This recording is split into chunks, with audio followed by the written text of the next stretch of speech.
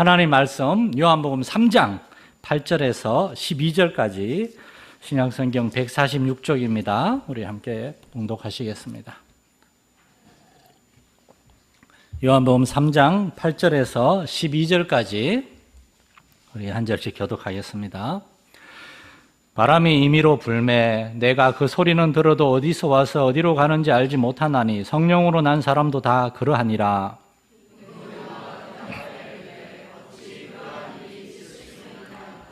예수께서 그에게 대답하여 이르시되 너는 이스라엘의 선생으로서 이러한 것들을 알지 못하느냐?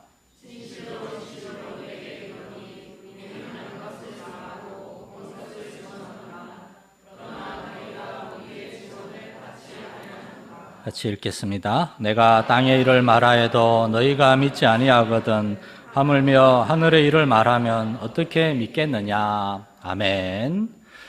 성경에서 가장 중요한 메시지를 담고 있는 요한복음 3장 말씀입니다. 거듭남과 구원에 대한 메시지. 한밤중 예수님을 찾아온 중년의 유대인 지도자. 그런 재산도 많았고 배운 것도 많았고 많은 사람에게 존경을 받는 부러움의 대상이었는데 그러나 이 사람은 하나님을 향한 갈급함이 있었습니다. 저는 이 부분이 정말 중요하다고 생각해요. 그런 갈급함을 가진 사람들, 갈급함이 없는 사람이 너무 많아요. 사람들의 마음에 그러한 영적인 갈급함이 생기도록 우리가 많이 기도해야 됩니다. 예수님 있는 사람들의 삶을 보고 무언가 자신과 다르다는 것을 느낄 때 사람들은 자신들에게 무언가 없다는 것을, 결핍되었다는 것을 느끼고 하나님의 사람들 안에 있는 그 믿음과 소망과 그 사랑의 이유에 대해서 알려고 하죠. 니고데모는 한참 젊은 이 저 북쪽 갈릴리 출신의 시골 사람, 배운 것도 없다고 하는 아무런 학식도 없고 어느 스승에게 배운지도 모르겠는 젊은 예수가 정말 그의 말씀에도 권세가 있고 그리고 그의 병고침과 귀신을 쫓아내고 그의 모든 능력 있는 사역을 통해서 이 사람은 하나님에게서 온 사람이다. 하나님이 함께하는 사람이다. 그래서 예수님에게 온 겁니다. 이 사람에게 예수님의 대답은 밑도 끝도 없이 너는 거듭나야 한다라는 것이었습니다. 거듭나야 한다. 다시 태어나야 한다. 니고데모 안에는 갈급함, 그 모든 갈급함과 염려와 두려움, 거듭나지 않으면 해결되지 않는다는 겁니다. 오늘날 강단에서 선포되는 모든 말씀 사역과 여러분들이 여러분 주위에 있는 사람들에게 전해야 될 가장 중요한 메시지가 바로 당신은 거듭나야 합니다. 이것인 줄 믿으시기 바랍니다. 거듭나야 합니다. 죄인은 다시 태어나야 합니다. 그래서 예수님은 요한복음 3장에서 우리가 왜 거듭나야 하는지, 거듭남이란 무엇인지 쭉 설명했습니다. 첫째, 왜 거듭나야 합니까? 거듭나지 못하면 우리는 영원한 멸망, 지옥의 삶을 살아가기 때문입니다. 제가 아마 고등학생 그때쯤인 것 같은데 공중전화 박스 살인 사건이 일어났어요. 그 옛날에 아마 기억하실 겁니다. 앞에 사람이 전화를 하도 오래 해가지고 뒤에 사람이 기다리다 못해서 벽돌을 가져와서 그 사람을 내리쳤어요. 그러면서 그때 처음으로 분노 조절 장애란 말이 나오더라고요. 여러분 미안하지만 분노 조절 장애가 아닙니다. 우리가 죄인이기 때문입니다. 그 사람이 특별히 문제가 있어서가 아니라 누구라도 벽돌을 들어 사람을 때렸던, 칼을 휘둘렀던, 총을 쐈던 그게 문제가 아니라 우리의 마음에 다른 사람에 대한 미움과 원망, 불평, 형제를 대하여 욕하거나 미워하고 그것도 다 우리도 죄인이라고 그랬어요. 우리가 근본적으로 새로 태어나지 않으면 아무런 소망이 없다는 거예요, 세상에는. 가장 행복해야 될 가정에서 폭력이 일어나고 학대가 일어나고 자녀를 아무데나 유기하고 방치하고 거듭나지 않으면 죄인들은 결코 회복될 수 없습니다. 사람은 죽은 뒤에 지옥 가는 것이 아니라 여기에서부터 사실은 그러한 삶을 살아가는 겁니다. 저는 그런 분들을 많이 봤어요. 나이가 드신 이제 어르신들 중에 독거 노인들 중에 그분들 전도하려고 찾아가 보면은 세상에 대해서, 정부에 대해서 뭐 이런저런 불평, 불만이 많은데 가만히 들어가 보면 결국에는 자녀에 대한 섭섭함, 서러움, 분노, 원망, 그리고 내가 부모를 잘못 만나서 내가 고생하느라고 일하느라고 내가 자녀를 잘못 키워가지고 자기 잘못은 하나도 없어요. 전부 다 다른 사람에 대한 불평과 원망과 분노. 여러분, 거듭나지 아니하면은 사람들은 자기 자신을 보지 못합니다. 전부 다 다른 사람 때문이고, 다 먹었다고 어떻고, 눈이 가려져 있고, 우리의 영혼이 죽어 있는 것과 똑같은 거예요. 하나님 우리에게 부어주신 하나님의 생기, 하나님의 숨결, 하나님과 교제할 수 있게 하고 우리를 참으로 살아있는 존재가 되게 하는 이 생명, 이 성령님, 그걸 깨닫지 못하면은 우리의 영혼은 죽어 있으면 깨닫지 못하죠. 그럼 우리는 사실은 살아있으나 하나님과 상관없이 정말 죄송한 표현이지만 짐승과 다름없이 없는 그러한 먹다, 즐기다, 그러다 언젠가는 우리는 이 세상을 떠나게 될 것입니다. 그러니까 거듭나야 되죠. 사람은 그렇게 창조된 게 아니니까. 사람은 하나님의 가장 기뻐하는 소중한 존재로 창조되었으니까 하나님을 알기 위해서는 거듭나야 됩니다. 거듭남이란 우리가 영으로 다시 태어나는 거예요. 성결교회 사중복음에서 중생, 성결 신유 제림에서 중생, 다시 태어나는 거죠. 마치 아기가 태어난 것처럼 완전히 새로운 생명, 새로운 사람이 태어나는 겁니다. 세례받을 때 요즘에 이제 약식으로 불을 뿌리지만 원래 옛날에 물에 넣었다가 나왔잖아요. 물에 들어갔다 나옴으로 우리 옛사람은 죽고 새 사람으로 다시 태어난다는 것을 상징하는 거죠. 그러자 유대인 니고데모가 묻습니다.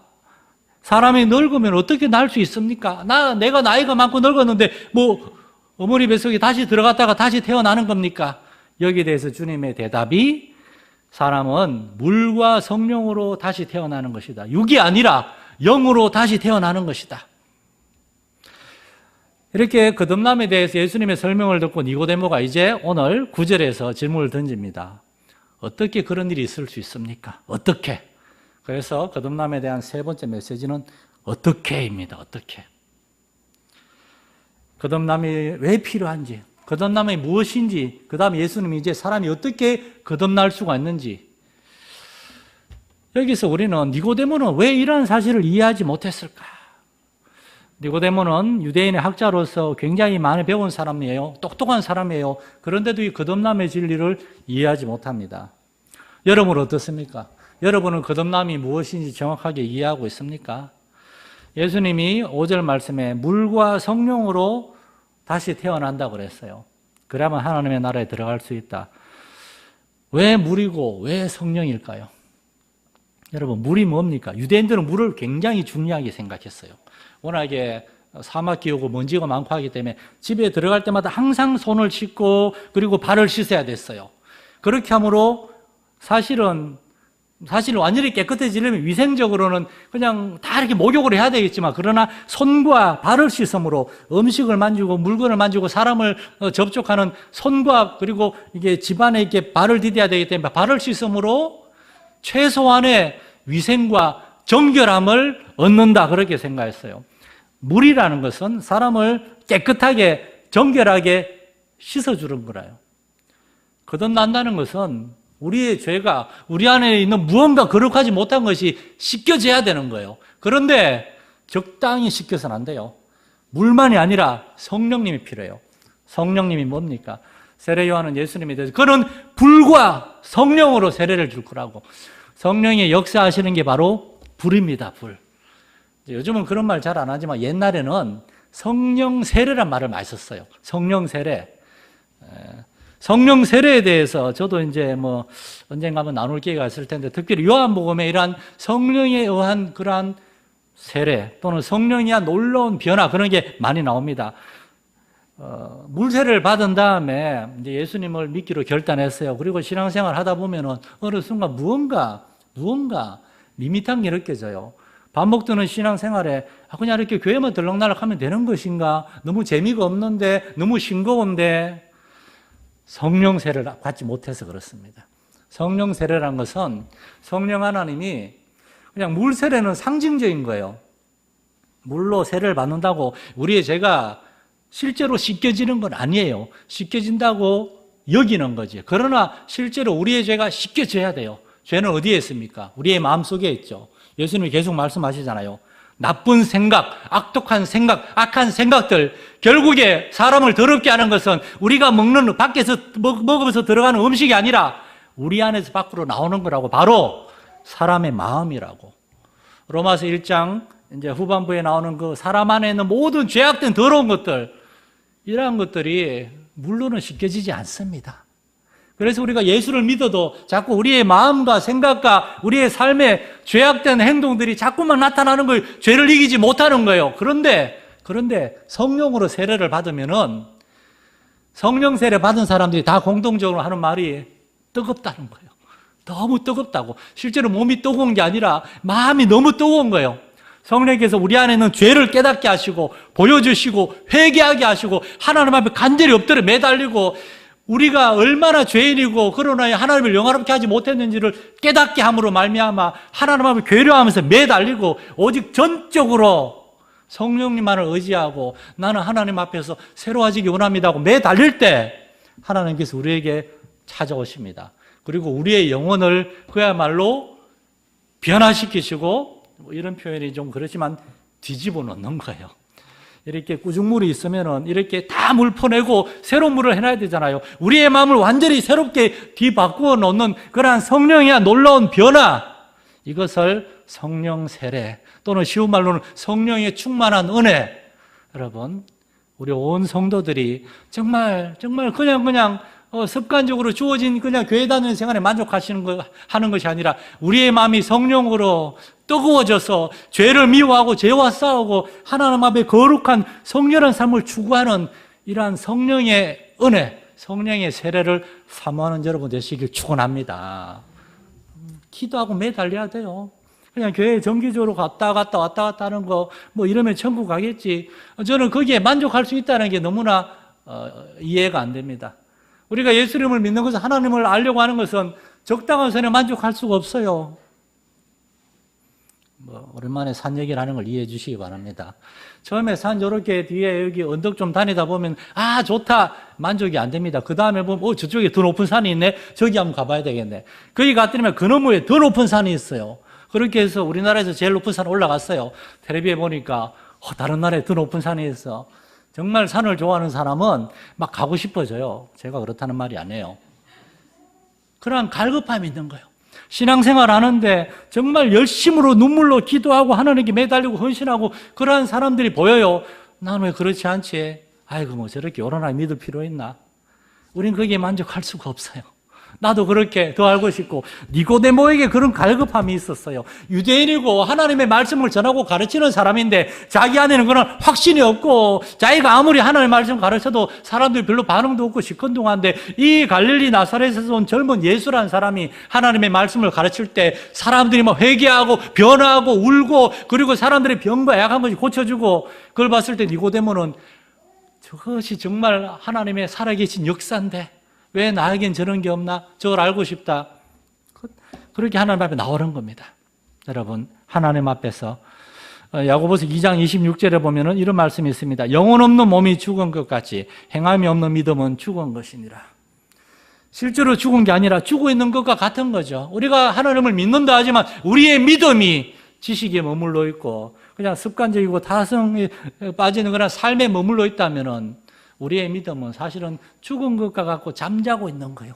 거기에서 일어나가지고 행함과 진실함과 하나님을 향한 열정을 가지고 하나님 앞에 더욱더 매달릴 수 있는 성령의 충만한 은혜를 사모할 수 있는 우리 성도들 될 수 있기를 축원합니다. 성령님은 이렇게 역사하세요. 그런데 이 모든 시작이 바로 거듭남입니다. 거듭나야지만 새 생명을 얻어야만 자라날 수가 있어요. 그저께 금요일이 우리 교회 제일 막내 신재희 아기의 100일이었다 그럽니다. 100일. 오늘 그래서 100일이라고 제이가 떡을 낸 건 아니고 제이 엄마 아빠가 떡을 냈어요. 처음에 태어났을 때 자꾸 못생겼다 그러니까. 그런데 자관 우리가 생각하고 많이 좀 달랐어요. 요만하고. 근데 지금 100일 정도 지나니까 벌써 목도 좀 가누고 많이 컸어요. 이렇게 제가 얼굴을 갖다 대고 움직이니까 눈이 이렇게 따라서 움직이더라고요. 이렇게. 이제 볼 줄 아는 거예요. 어제는 할아버지하고 같이 병원에 사진을 찍고 할아버지 앞에 앉고 찍었는데 정말 똑 닮았더라고요.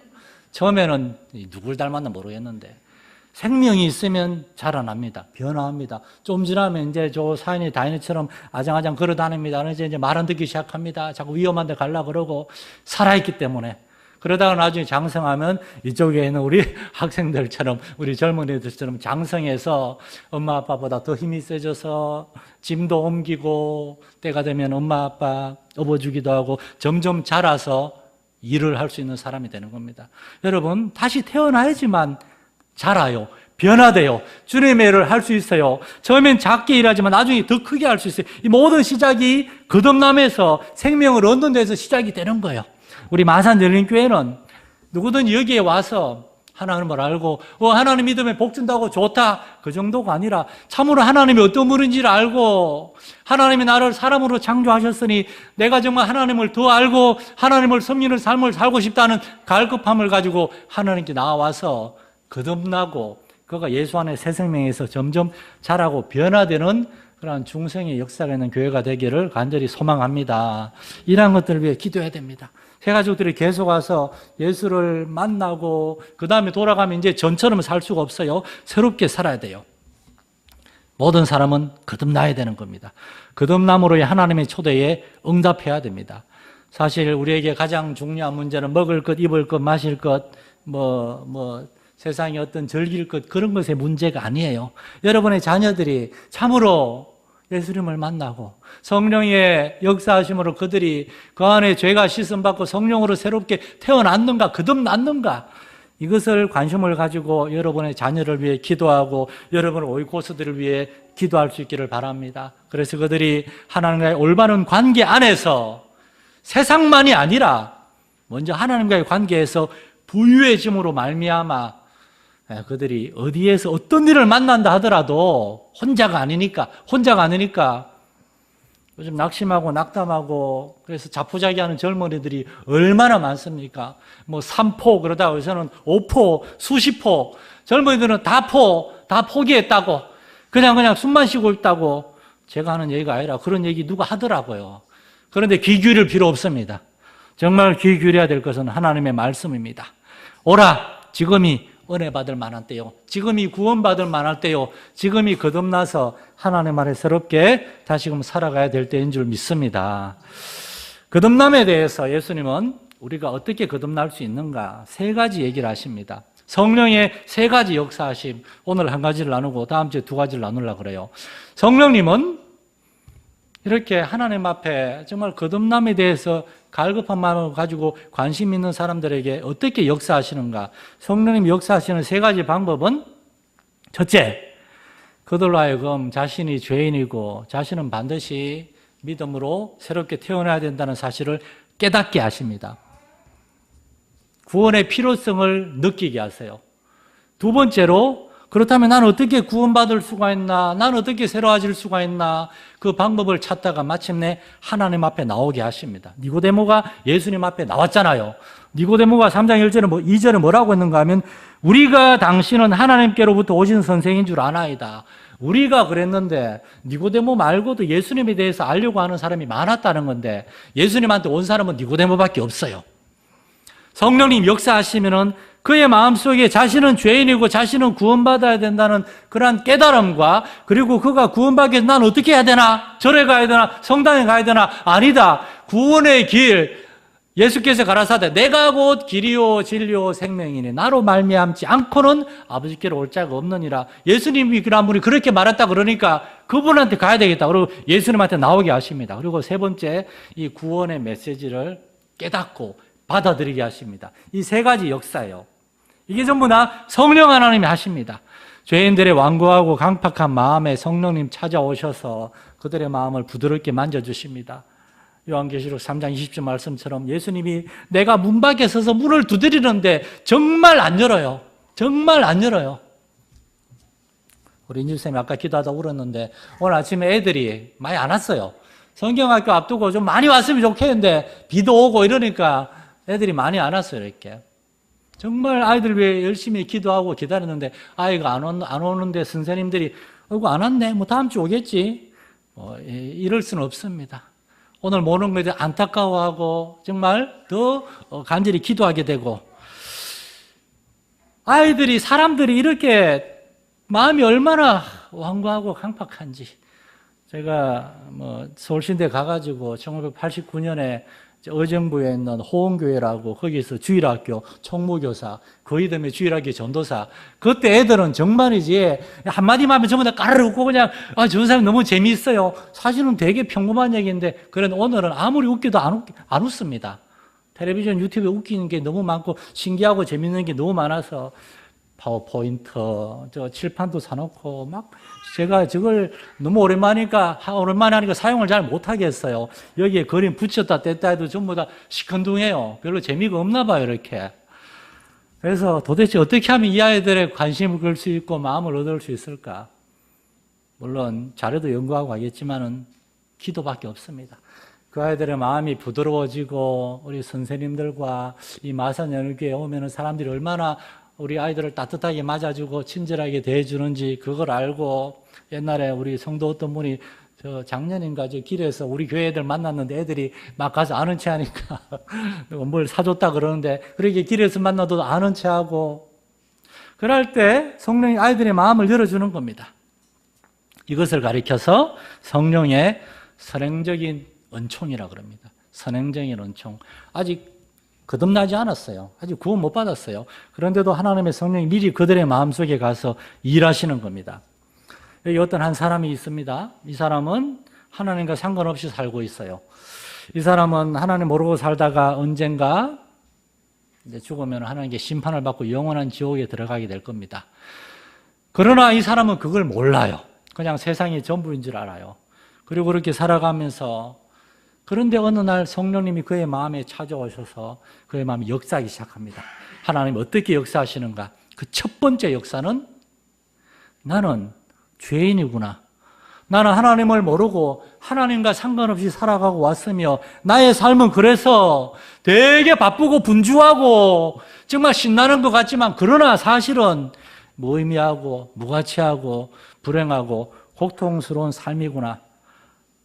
나도 하나님을 알고 싶다. 그러한 갈급함이 생겨나는 겁니다. 여러분이 몰라서 그렇지 여러분 다 이런 게 생겨가지고 하나님께 나와서 하나님께 믿게 된 겁니다. 저는 모태신앙이에요. 제가 기억하는 가장 어릴 때부터 엄마 아빠한테 안겨가지고 손잡고 교회 갔습니다. 그러나 고등학교가 될 때까지 정말 내가 죄인이라는 사실을 한 번도 진지하게 생각해 보지 않았어요. 저는 초등학교 6학년 때 굳이 자랑하자면 전 반장이 돼본 적이 없지만 학교 감사였어요. 반 감사. 제일 쑥맥 같아 보이고 제일 욕도 안 하고 제일 순해 보이는 애 하나 골라서 감사를 시켰어요. 저는 초등학교 5학년, 6학년 내내 감사를 했어요. 감사한 일이죠. 감사. 반장, 부반장은 못했지만 공부는 인정을 못했지만 선생님이 나를 믿을 만한 놈으로 인정을 했나 보다. 무슨 이야기하고 있었지? 예. 저는 비교적 범성으로 자랐어요. 기껏해야 만화방 한 번 간 것밖에 없고 중학교 3학년, 수학년 때 우리 반 담임 선생님이 전부 다 억지로 소주를 반 잔씩 줬어요. 저 먹기 싫은데요. 그랬다가 머리 한 대 맞고 넣었다가 배 탔는데 그거 말고 술을 먹은 적도 없어요. 담배는 입에 댄 적도 없어요. 담배 피워 보고 싶다는 생각도 한 적이 없어요. 그런데도 고등학교 2학년 그때 저는 어느 집회에서 여러분은 죄인입니다. 죄인입니다. 막 듣는데 기분이 나쁜 거예요. 왜 이렇게 죄인이라 그러지? 왜 이렇게 죄를 강조하지? 그런데 제가 여러 번 얘기 드렸지만 고등학교 2학년 겨울방학을 지나면서 저는 하나님 앞에 하나님 저는 죄인입니다. 저는 정말 화가 많이 나 있었거든요. 우리 부모님에게 우리 누구에게 사실은 하나님에게 화가 나 있었거든요. 하나님이 나에게 얼마나 큰 은혜를 주셨는데 나는 그걸 모르고 하나님께 화가 잔뜩 나 있었어요. 그래서 저는 하나님 앞에 정말 엎드려 회개했습니다. 여러분, 구원의 시작은 죄를 깨닫는 겁니다. 하나님이 없다고 하는 불신자, 무신론자, 가짜 우상을 섬기는 우상 숭배자들만이 아니라 하나님을 믿는 사람들도 어느 순간 하나님 없이도 나는 잘 살고 있는데 저렇게 자꾸 회개하라 그러나 우리 자신의 문제에 대해서 깨닫지 못합니다. 다른 사람의 잘못한 것은 눈에 보이는데 내가 잘못했다고는 전혀 생각하지 않습니다. 그러한 완고하고 강팍한 마음들, 여러분 은혜를 받으면은 우리가 잘못했다, 내가 죄인이다 깨닫게 되듯이 죄인들에게 가장 필요한 것은 자기가 죄인이라는 것을 깨닫는 거예요. 거기서 모든 게 시작됩니다. 좀 거친 표현을 사용하는 걸 용서해 주십시오. 만약 어떤 사람이 나는 하나님 없이도 잘 살 수 있습니다. 나 좀 귀찮게 하지 마세요. 그런 사람이 있으면 그렇게 잘 살 수 있기를 바랍니다. 그러나 언젠가는 알게 될 거예요. 자신은 결코 올바로 살 수 없었다는 것을. 사도행전 7장에서 9장 사이에는 세상에 존재했던 모든 사람들 중에서 가장 똑똑한 두뇌와 강인한 의지를 가졌다고 평가되는 한 젊은이가 나옵니다. 이 젊은이의 이름은 사울입니다. 사도행전 8장 1절 3절에 보면 사울은 스데반이 죽임 당함을 마땅히 여기더라. 사울이 교회를 잔멸할세 각 집에 들어가 남녀를 끌어다가 옥에 넘기니라. 사울은 초대교회 성도들의 전도가 마음에 안 들었고 그중에 스데반 집사의 설교가 마음에 안 들었고 그래서 사람들이 그를 돌로 칠 때 그들의 옷을 맡아줬어요. 이 사울은 랍비 가말리엘의 제자였고 그의 집안은 로마 제국의 영토인 다소에서 아주 부자였습니다. 그는 학식에 있어서나 세상 재물과 지위, 명예에 있어서 부족함이 없는 사람이었습니다. 그런데 일단의 무리가 있는데 갈릴리 나사렛에 예수를 추종하는 사람들인데 자기보다 율법을 더 잘한다고 그러고 율법에 대해서 이러쿵저러쿵 하고 그 예수가 하나님의 아들이라 그러고 사울은 그들이 너무 미웠어요. 너무 참을 수가 없었어요. 배운 것도 없는 나사렛 출신의 무지한 젊은 랍비를 추종하는 초대교회의 이 가난하고 천한 사람들을 참을 수가 없었어요. 그래서 초대교회 성도들을 잔인하게 사냥해서 감옥에 넘기고 그들을 돌로 때렸습니다. 이 8장 3절 말씀 사울이 교회를 잔멸할세 이 구절을 현대어 성경에서 이렇게 번역을 했습니다. 사울은 야수처럼 날뛰면서 교회를 휩쓸고 다녔고 집집마다 찾아다니며 성도들을 끌어내 감옥에 가두었다. 영어 성경에는 사울 began to destroy the church. 교회를 파괴하려고 작정을 했다 얘기합니다. 이 완고한 사람 아무도 이 사람을 말릴 수가 없어요. 이 사람은 다른 그 누구의 이야기도 귀를 기울이지 않아요. 자기 자신이 최고니까. 이런 사람이 사도행전 9장에 보면 다메섹에 또 예수 믿는 사람이 많다는 소리를 듣고 거기에 가서 그들도 잡으려고 거기에 가다가 길가에서 어떤 사건을 경험하게 됩니다. 사도행전 9장 3절에 사울이 길을 가다가 다메섹에 가까이 이르더니 호련히 하늘로부터 빛이 그를 둘러 비추는지라. 땅이 엎드러져 들음에 소리가 있어 이르되 사울아 사울아 내가 어찌하여 나를 박해하느냐. 사울은 예수님을 박해한 적이 없어요. 사울은 예수님은 죽어서 땅속에서 썩고 있다고 생각하는 사람이니까. 그런데 환상 속에 들리는 음성이 사울아 왜 네가 나를 박해하느냐. 이때 사울은 이렇게 묻습니다. 주여 누구시니까? 그러자 놀라운 대답이 들립니다. 나는 네가 박해하는 예수다. 이 한마디에 사울은 KO 펀치를 맞고 쓰러지고 말았어요. 죽은 줄만 알았던 예수님이 사실은 살아계시고 하나님이 그 예수가 참으로 지금 나에게 찾아오셨다는 사실에. 여러분 중에 혹시나 그래도 사울이 배운 사람인데 그 음성 한번 들었다고 회개하는 게 말이 됩니까? 맞습니다. 이 강인하고 이 완고하고 이 아주 무서운 사람이 그 환상에 들릴 음성으로 결코 회개하고 돌이킬 수 없죠. 그날 성령님이 이 사람에게 찾아온 것입니다. 역사상 가장 뛰어난 지성인이요 사울인이요 가장 완고하고 교만한 이 사울이 그 들리는 음성 때문이 아니라 그 음성의 주인인 예수님이 보내신 성령께서 그의 마음에 역사하실 때 그는 완전히 무너져 내린 겁니다. 여러분 저는 그렇게 믿습니다. 여러분이 아무리 전도해도 교회 안 나올 거 없고 그렇죠. 여러분 우리는 절대 그 사람들 변화시킬 수가 없습니다. 그러나 우리가 기도하면은 하나님이 역사하시면 마침내 변화가 됩니다. 우리의 마음이 어떻게 변화가 되느냐? 사람이 아니라 하나님이 일하실 때 변화될 줄로 믿으시기 바랍니다. 그 시작은 하나님은 살아계시고 거룩하신 하나님의 은혜와 축복 그 앞에 나는 너무나 죄인이다. 나는 묵묵하고 하나님을 기쁘게 해도 영화롭게 못하는 죄인이다. 어떻게 하면 이 죄에서 벗어날 수 있을까? 그렇게 회개하면서 하나님에 엎드리는 것, 거기서 모든 것이 시작됩니다. 사울이 다메섹에서 예수님을 만났을 때 그는 죄인임을 깨닫고 그때부터 기도하기 시작했습니다. 예수님 말씀하세요. 물과 성령으로 다시 태어날 수 있다. 성령으로 태어날 수 있다. 우리의 기도를 통하여 우리의 오이코스들이 우리의 죄를 깨닫고 하나님 앞에 나아가게 되고, 또한 우리의 완고하고 교만한 마음이 성령의 은혜를 사모하며 성령 세례, 성령으로 나를 씻어주시고 나를 태워주세요, 그렇게 기도함으로 말미암아 계속해서 우리를 지배하고 괴롭히는 죄와 싸워 이길 수 있는 우리 사랑하는 성도들 될 수 있기를 축원합니다. 하나님 아버지, 하나님은 우리를 거듭남의 은혜로 부르시고 성령의 역사하심으로 거듭나게 하시는 분인 줄 믿습니다. 사람으로는 할 수 없으되 하나님은 하실 수 있는 줄 믿습니다.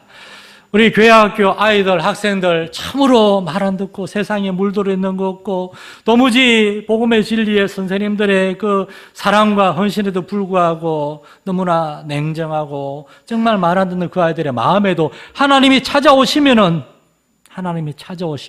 그 아이들의 마음이 부드러워지고 마음의 문이 열리고 선생님들을 통하여 그 너머에 있는 놀라운 하나님의 사랑을 볼 수 있게 되고 깨닫게 될 줄 믿습니다. 다만 포기하지 않게 하시고 계속해서 아이들을, 우리 학생들을, 젊은이들을, 잃어버린 영혼들을, 우리 오이코스들을 주님께 계속 데리고 오기 위하여 기도하고 순종한 우리 성도들 되게 해 주옵소서. 예수 그리스도 이름으로 기도드립니다. 아멘.